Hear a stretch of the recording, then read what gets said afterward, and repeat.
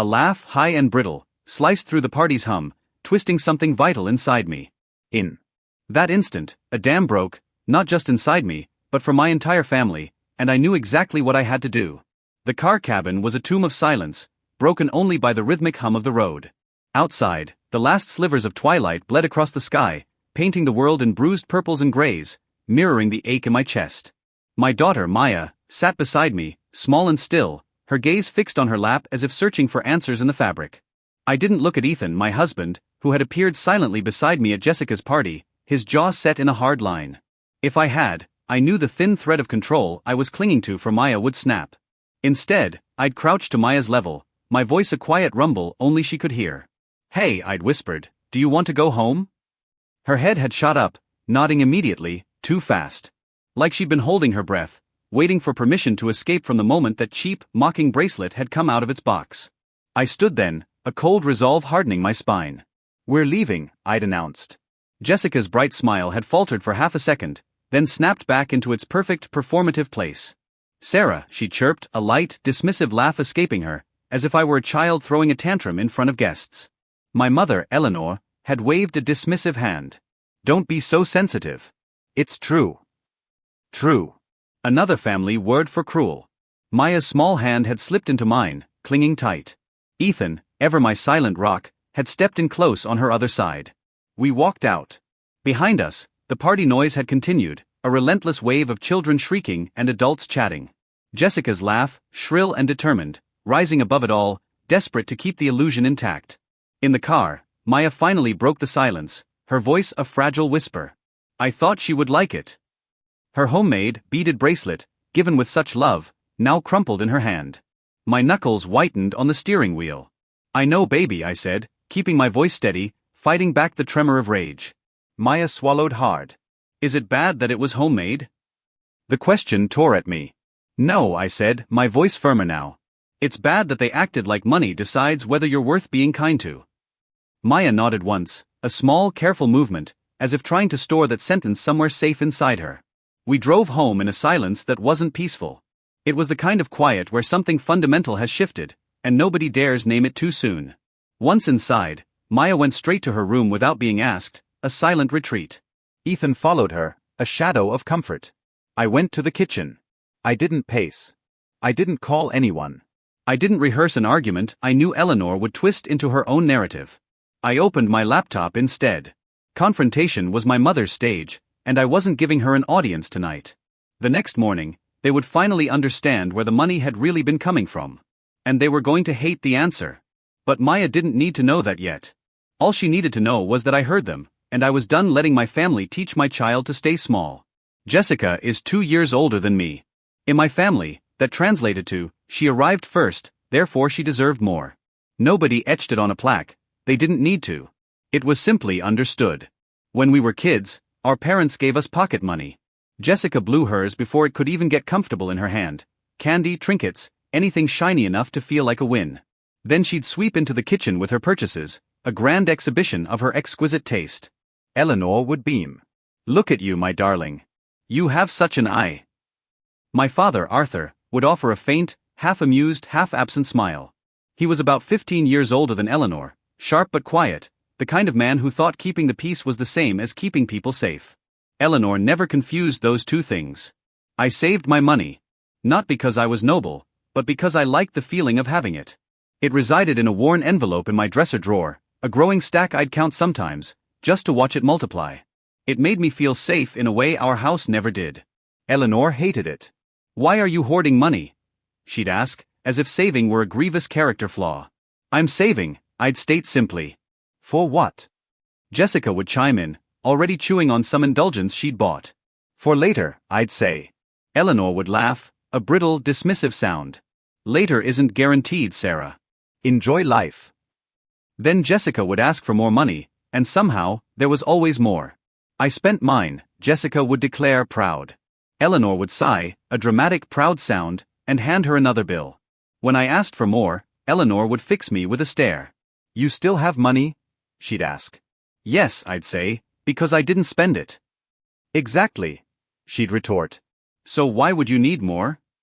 That was the unspoken law in our house. Spending was rewarded, saving was treated like stubbornness. Jessica grew up like she was always on the verge of being photographed.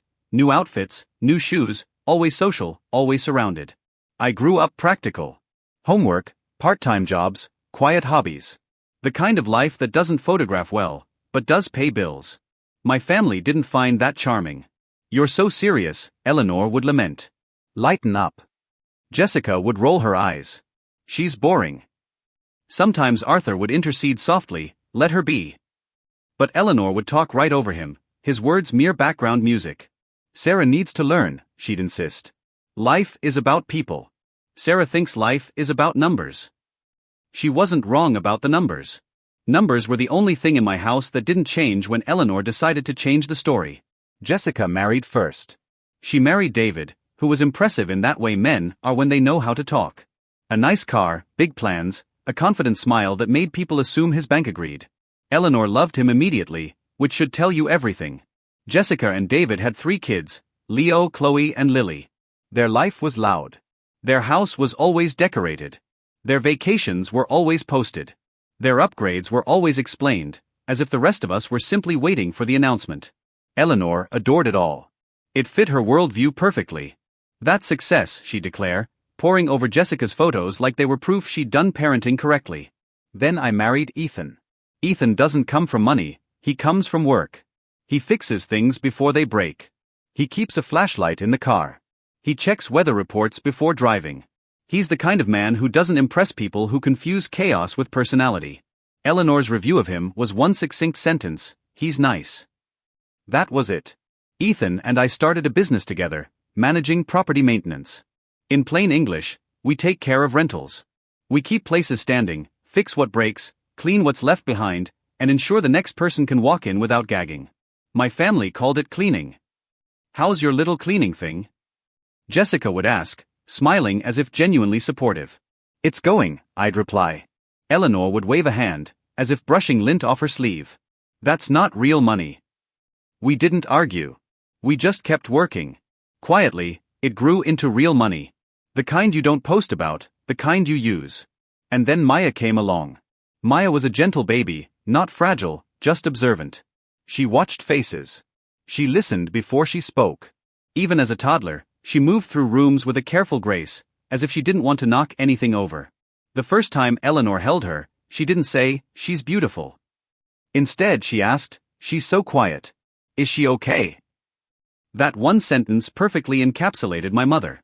If you weren't performing, she assumed something was wrong with you. Maya grew into the kind of child who says thank you without being prompted. The kind who saves her candy for later and makes birthday cards by hand because she believes it matters. And every time we were around my family, I watched Maya learn their rules the hard way. Eleanor would light up for Jessica's children, big hugs, loud praise, endless photos, as if they'd cured something. Maya would get the polite version, a quick pat, an "ah, how sweet," like she was a nice background detail. Maya noticed. Not in a dramatic way, but in a quiet, subtle way. The way she would go still when the room got loud. The way she'd stop volunteering stories halfway through because nobody was truly listening. I told myself it wasn't favoritism. I told myself I was imagining it. I told myself Maya didn't care. Mothers tell themselves a lot of things when the alternative is admitting your child is being measured and found lacking by people who should love her.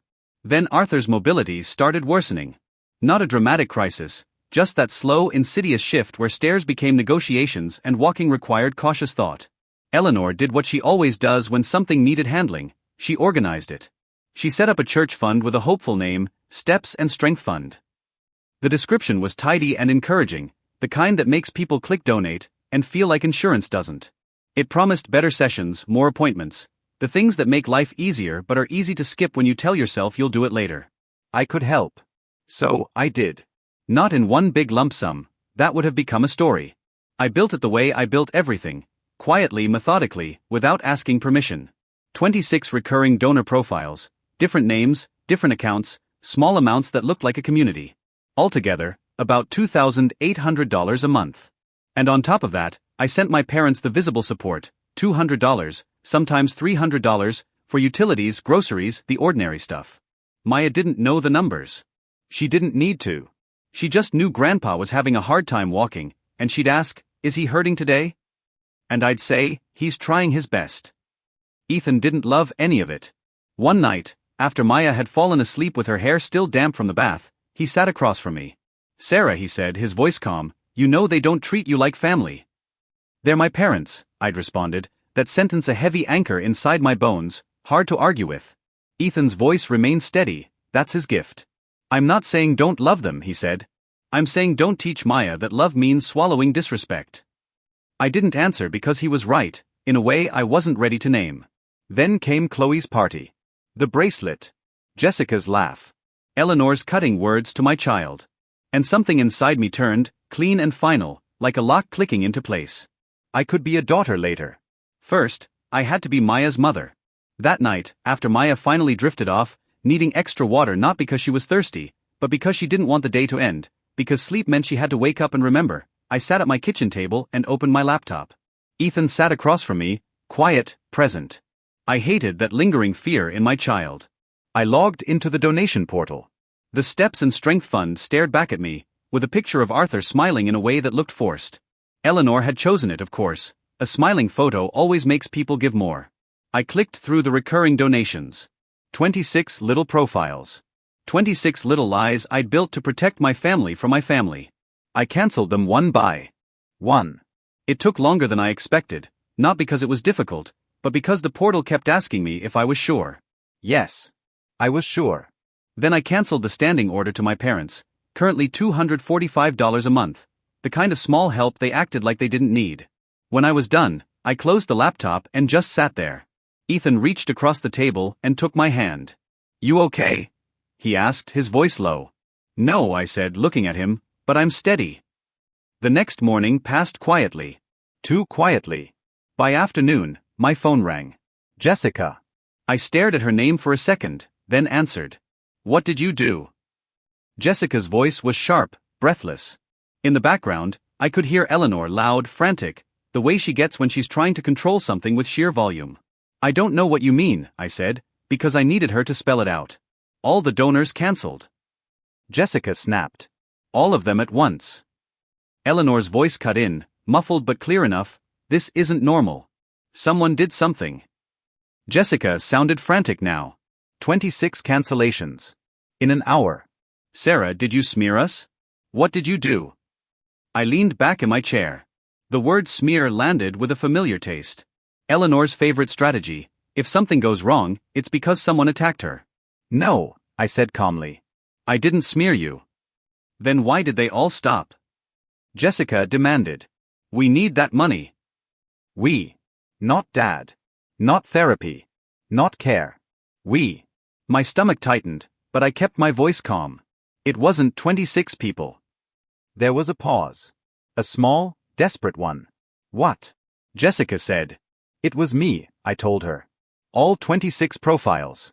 It was me." Silence. Then Jessica laughed, once, sharp and disbelieving. "That's not funny." "I'm not joking," I said. "I set them up. I paid every month. I cancelled them." Eleanor's voice came through louder now. "Sarah, stop lying." "I'm not lying," I replied. "I'm done." Jessica's tone shifted, quickly. "Where would you even get that kind of money?" I almost laughed because the answer was simple, and also the answer they refused to see. "I have a successful business," I said. "I just don't perform it for you." Eleanor made a noise like she'd bitten into something sour. "This is because of yesterday," Jessica said, her voice now syrupy, attempting a reconciliation. "Sarah, it was a joke." Eleanor chimed in. "You're overreacting. Chloe needs thicker skin." Something went cold in my chest. I kept my voice even, deadly calm. "You told my child she'll never have a house like yours." And when Chloe looked her in the face and said, "You will clean dirt like your mother," nobody stopped her. You laughed. You nodded. You taught her it was normal. Jessica scoffed. She took it wrong. "She's 9, I said. A pause. Then Jessica's voice hardened. "You have to turn it back on."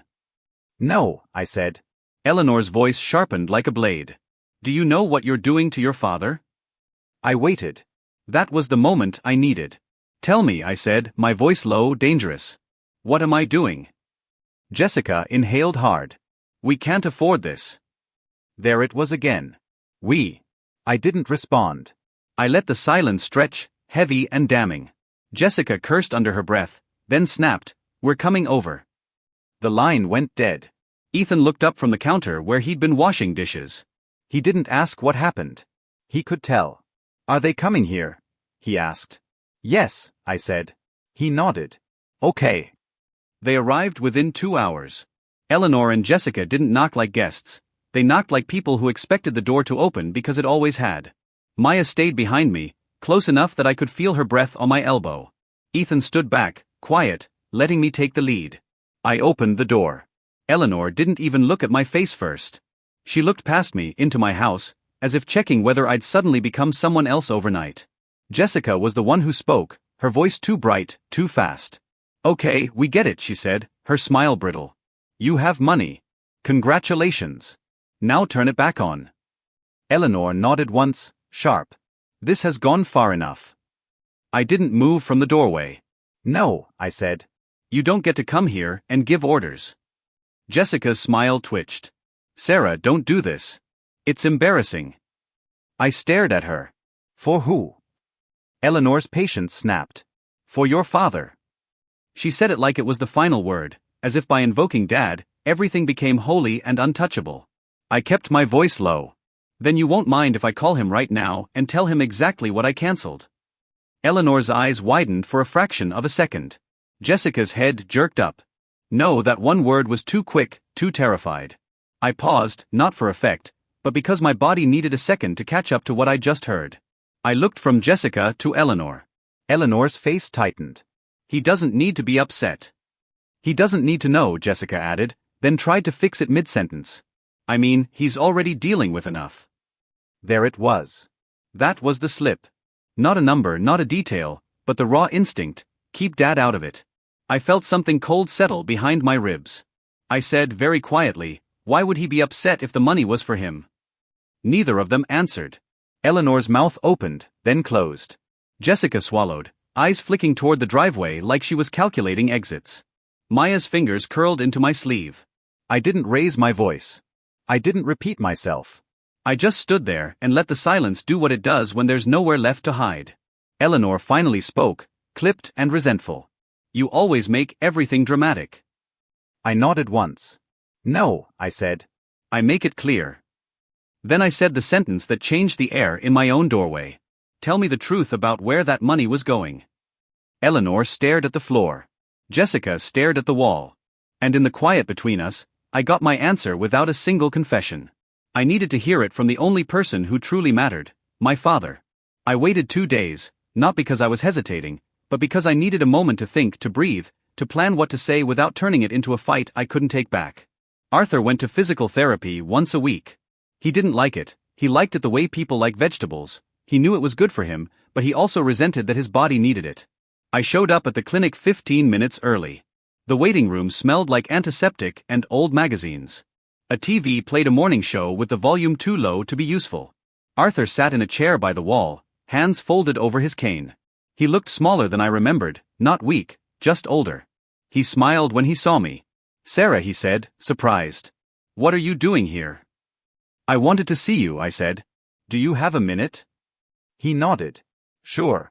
We stepped outside, away from the sterile waiting room. There was a small bench near the entrance.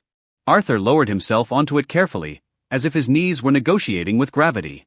I sat beside him. For a moment, I didn't speak, because I didn't want to start with an accusation. "How's therapy going?" I asked. He shrugged. "It's all right. It's basic. Insurance covers most of it." "Do you do the extra sessions?" I asked. "The ones the fund was for?" He blinked. "Extra sessions?" My throat tightened. "The ones that aren't covered?" I clarified, keeping my voice steady. "The better program?" He shook his head slowly. "No, too expensive. Your mother said we couldn't justify it." I stared at him. "How much did you think the fund brought in?" I asked gently. He looked uncomfortable. "Oh, not much. A little. Maybe 100, 200 here and there." "And you saw that money?" I asked. He frowned. "Your mother handled it. She said it helped with small things." "Small things?" I took a deep breath.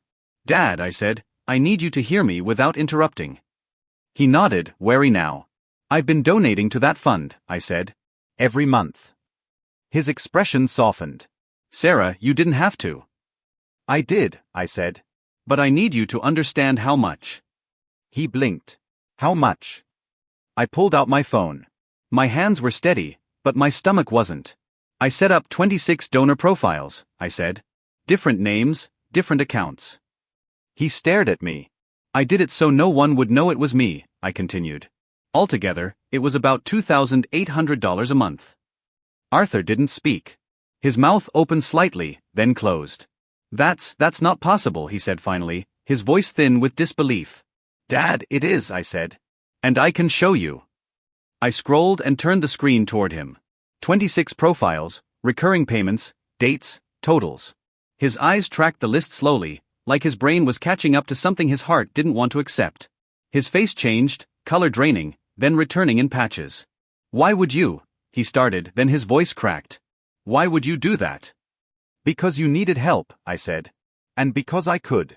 And because I didn't want Mom to turn it into a story about her sacrifice. He stared at the screen again.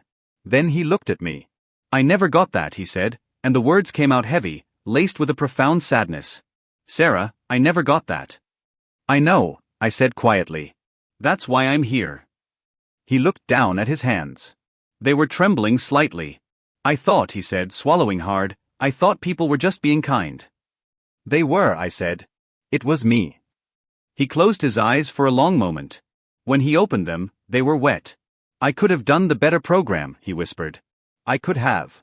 I could have walked better. I felt a tightness behind my ribs that I didn't let turn into tears. Not here. Not in a clinic parking lot. I'm sorry, I said, even though I wasn't the one who did it. He shook his head. No, not you. His jaw tightened. Your mother, he said, and it wasn't angry exactly. It was stunned, like a man seeing his own life clearly for the very first time. He turned his head toward the clinic door, as if he expected her to appear there, smiling, carrying the narrative. She never told me, he said. She never, I didn't fill in the blank, because the blank was too ugly. That night, Eleanor called me. She didn't start with hello either. How dare you? She hissed. How dare you go to him? Do you want to ruin our marriage? I held the phone away from my ear for a second, the venom in her voice a physical sting. Then I brought it back. You ruined your marriage, I said. Not me. You embarrassed me, she snapped. You stole from him, I said, and my voice stayed perfectly even. Be glad I didn't call the police. There was a sharp inhale on the other end. You wouldn't, she said, like she was challenging me. I didn't answer, because I didn't have to. A week later, Arthur asked me to meet him at a lawyer's office. Jessica was there. Eleanor was there. David wasn't, which didn't surprise me. David avoids rooms where Jessica's image might take damage. Eleanor sat upright in her chair, lips pressed into a thin, furious line. Jessica looked like she hadn't slept. Her eyes were puffy. Her hands kept moving, fidgeting with her ring. Arthur walked in slowly, his cane tapping the polished floor. He looked tired, but he looked decided. The lawyer explained things in simple, clear language. The house my parents lived in belonged to Arthur, inherited from his side of the family. Eleanor's face shifted, confusion, then alarm. Arthur spoke, his voice quiet, but firm. Your mother can live there while I'm alive, he said, looking at me briefly, then back at the table. But when I'm gone, it goes to Maya. Jessica jerked her head up. What? Eleanor's face went pale. Dad, you can't. Arthur lifted a hand. I can. The lawyer continued. A trust. Maya as beneficiary. Me as trustee. Clear structure. Clear boundary. Eleanor stared at Arthur like she was seeing him as a stranger. Jessica's mouth opened. Dad, you can't. I can, he said again. Eleanor's voice came out tight. After everything I've done. Arthur looked at her, and something in his eyes hardened. Not hatred. Something quieter. Something that says a person has simply run out of patience. You handled the money, he said. And you handled it wrong. Eleanor's jaw clenched. Jessica started crying, suddenly, dramatically, as if tears were a tool she'd always used and didn't understand why they weren't working now. I sat still. Maya wasn't in that room, thank goodness. She didn't need to. Watch adults bargain with consequences. After that meeting, Eleanor tried to control the story the only way she knows how. She told people I had scared off donors, that I had attacked the family, that I was punishing my father. But this time, the narrative didn't hold, because Arthur, the quiet man who had spent decades staying out of it, did something none of us expected. He spoke. He called relatives. He told them what happened. He didn't dramatize it. He didn't rant. He said it plainly. My wife diverted money meant for my care, he said. And my daughter was the one giving it. People went quiet. And then slowly, they stopped answering Eleanor's calls the way they used to. The loudest consequence wasn't the trust. It was the silence. A year later, Jessica's life looked different. She sold the house, the new one, the one she'd shown off like it was proof of being better than everyone else. The mortgage was too big. The cushion was gone. The math won. She moved into a cheaper rental. I didn't hear it from her. I heard it through the family grapevine, delivered by someone who insisted they weren't gossiping while gossiping with remarkable detail. Jessica threw another birthday party, but it wasn't a production anymore. It was small. Family only. Mostly because she couldn't afford more, and partly because once people know you were siphoning money meant for your own father, they tend to get busy on birthday weekends. Her kids struggled. They had grown up thinking no was a temporary condition.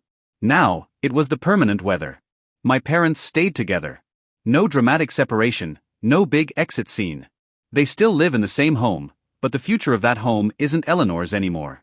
It's in a trust for Maya. Eleanor can live there while Arthur is alive, that was his choice. He didn't want to blow up his life at his age. But when he's gone, she doesn't inherit the house she'd always treated like proof of virtue. My relationship with Eleanor is close to zero. We speak when we have to, briefly, carefully, like people handling something sharp. My relationship with Jessica is even less. Not because I'm dramatic. Because I'm done volunteering for pain. My relationship with Arthur changed. He started spending money on himself without apologizing. He goes to the good therapy now, the kind he used to call too much, and I pay for it. No names. Just an appointment card, a receipt, and my father walking a little steadier each time. He comes over every week, sometimes alone, sometimes with a small bag of fruit he insists is for Maya. He sits at our kitchen table while Maya shows him her newest bracelet, her newest drawing, her newest obsession. He listens, like it matters. He's a better grandfather now. And quietly, he's trying to be a better father. Once, as he stood at the door putting on his coat, he said, "I should have spoken up sooner." I didn't respond right away, because that sentence is heavy. Then I said, "I know." And he nodded, his eyes wet, and left without making it bigger than it was. Sometimes, standing up to the people who are supposed to love you the most means shattering everything you thought you knew about family. It's a brutal, necessary choice. But when you look at your child, finally able to just be, you realize some things are worth burning down. What would you have done if your own family treated your child like that? Was Sarah's quiet, calculated revenge justified, or did she go too far? Let me know in the comments below.